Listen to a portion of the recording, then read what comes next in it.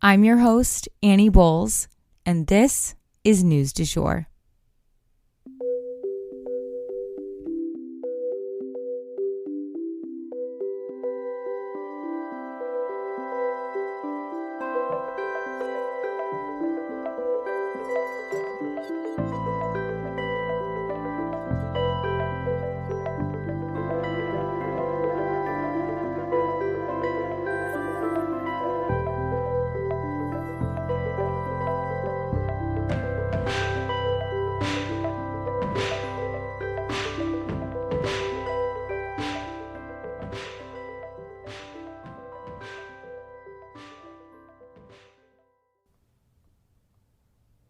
Hey everyone, and welcome back to the News du Jour, a calmer space to consume the news.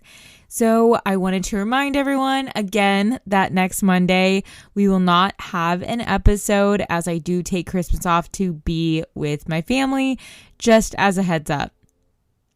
I do have one mini story here for you guys at the top today.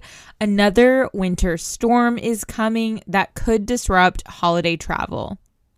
This storm is set to hit New England, the Great Lakes, and Central Appalachians. So if you live in one of those areas, tune in to your local weather channels or get your weather on your iPhone and check before you travel. But a lot of areas, even outside of those areas, will be experiencing very deep cold temperatures through Christmas this year. I definitely know here in Oklahoma City, we're set to have almost negative, and last night it was showing negative temperatures for a few days. So definitely tune in and just be aware because it's going to drop really, really cold soon. And for our first story today, of course, we are touching on the January 6th committee, which has had some really big traction. The January 6th committee met yesterday to conclude their 18-month-long proceedings as the 2-year anniversary draws near and the House prepares to flip.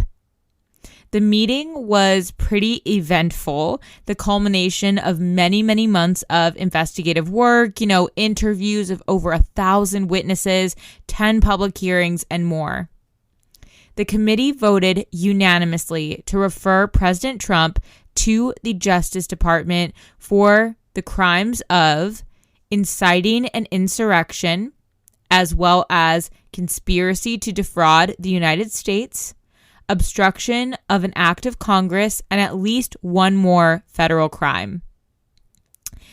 The charge of inciting insurrection is a very rare crime for anyone to be charged with, at least in modern times.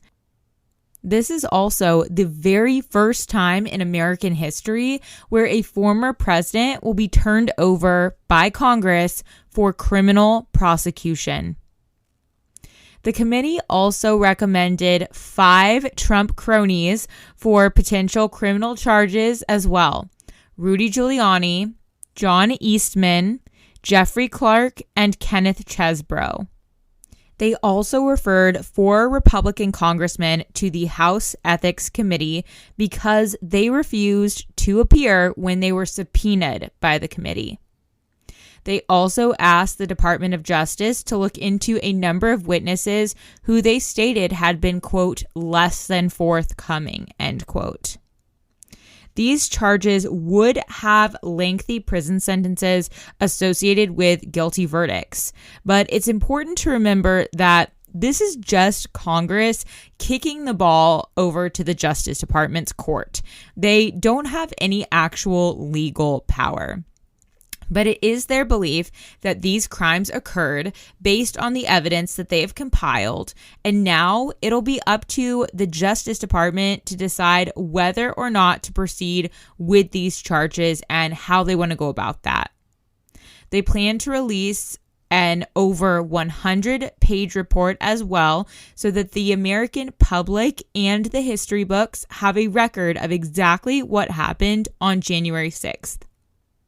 And it can pretty much all be summarized in one sentence.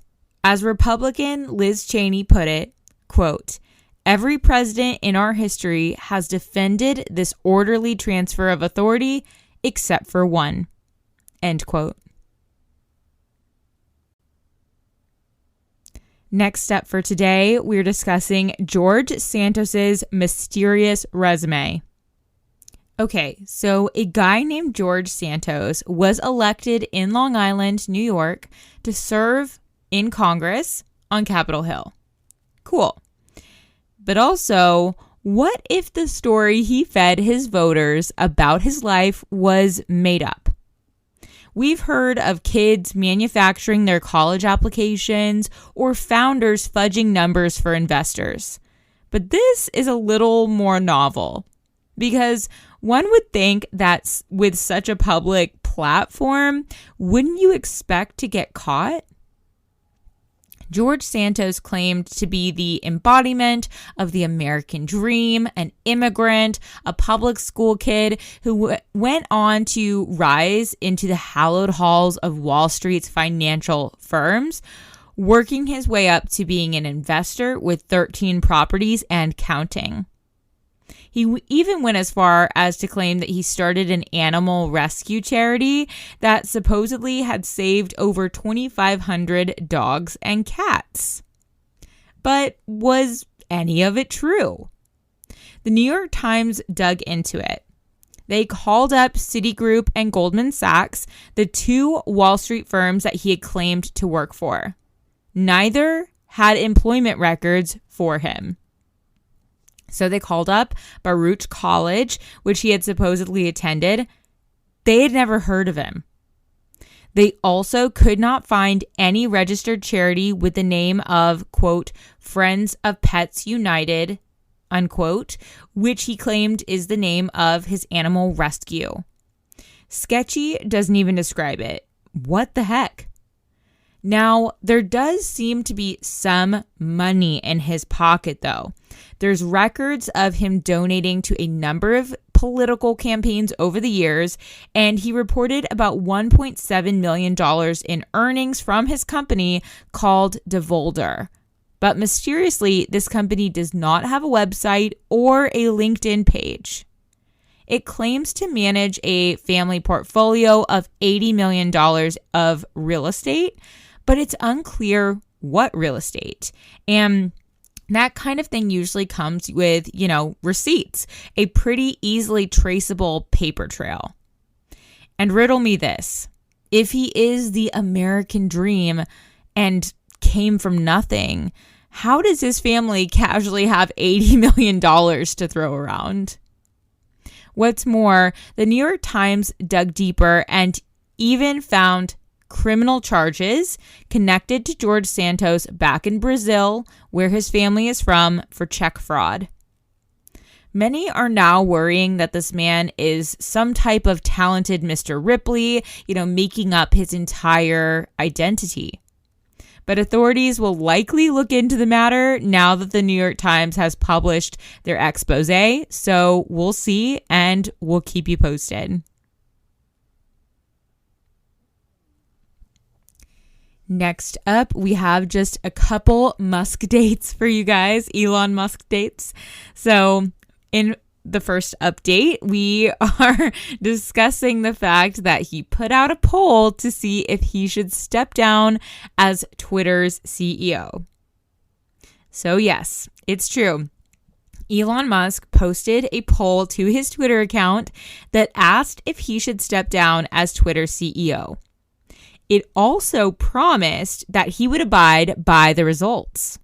And well, after more than 17.5 million users responded to his poll, when the poll closed down on Monday, the results were in and they said that yes, he should step down. But will he? Who can say? So for our second and final update on Elon Musk, he tried to make it impossible for people to share other social platform links on Twitter. So Elon Musk just the other night made moves to block anyone from sharing other social media platform links or usernames on Twitter. Users on Twitter freaked out, understandably, because this is something that's pretty common. You also see the reverse, on Instagram, etc. There are Twitter links all the time flying around. So after everyone freaked out, he then walked it back. And he also reinstated all the journalists' accounts that we reported yesterday had been suspended. And again, he did so without any reasoning or explanation. So let's just say things are getting weirder and more chaotic over there, if that even seemed possible at all. He was also seen at the World Cup final in Dubai with Jared Kushner. So his connections to the far right are growing, you guys. So this is all, just par for the course with Elon Musk, but we'll definitely keep you posted with all of his craziness. And that is the news du jour. Today, I wanted to leave you guys with the quote, "Dissolve your ego before it dissolves you." If you enjoyed this episode, please subscribe on whatever podcast platform you use to listen.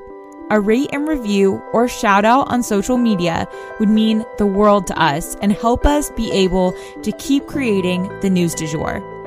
But the best way to support all of our work is to become a patron at www.patreon.com/sugarfreemedia. You can also follow us on social media under sugarfreemedia.co on Instagram and just sugarfreemedia, all one word, on TikTok. We appreciate you listening and look forward to telling you about the news again next time on News du Jour. Broadcasting from Oklahoma.